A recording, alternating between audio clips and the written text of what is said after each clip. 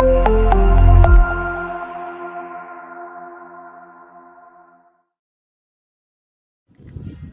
Day मनाने की जरूरत इसलिए पड़ रही है क्योंकि शायद हम मेन और विमेन को एज इक्वल ह्यूमंस नहीं देखते हैं। तो ज्यादातर हम कोई भी डे तभी मनाते हैं जब उसके साथ कुछ बुरा होता है। जैसे टाइगर डे मनाते हैं क्योंकि टाइगर खत्म हो रहे हैं, पैंडा डे मनाते हैं क्योंकि पैंडा खत्म हो रहे हैं, डिफॉरेस्टेशन डे मनाते हैं क्योंकि पेड़ खत्म हो रहे हैं। अगर विमेंस डे मनाने की जरूरत पड़ रही है तो विमेंस के साथ कुछ बुरा हो रहा है, उसको एक्नॉलेज करने की जरूरत है। शायद ऐसा है, लेकिन हमें ऐसा नहीं दिखता है क्योंकि हम उसी तरह से कंडीशन हो गए हैं। अगर विमेंस के साथ कुछ बुरा होता है तो हमें नहीं लगता वो बुरा है क्योंकि हम उसमें रह के आदी हो गए हैं, यूज्ड टू हो गए। सिर्फ विमेन ही नहीं, लड़कों को तो लगता ही है कि इनका यही काम है, इनके यही राइट्स हैं।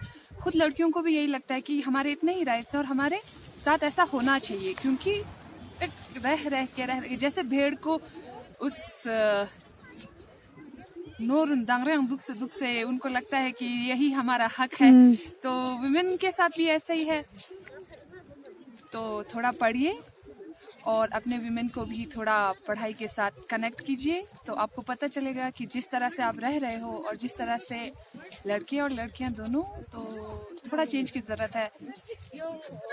आपका मैसेज क्या रहेगा हमारे यूथ मेरा के मैसेज ये लिए? रहेगा यूथ के लिए कि जिस तरह से हमें लगता है कि हम जो जी रहे हैं सही है, अगर आप थोड़ा और पढ़ेंगे और थोड़ा और अपने आप को थोड़ा इंटरचेंज करके देख लीजिए, भाई को बहन समझ के देख लीजिए, बहन को भाई, हस्बैंड को वाइफ, वाइफ को हस्बैंड। तो क्या आप लोग इंटरचेंज कर पा रहे हैं इजीली?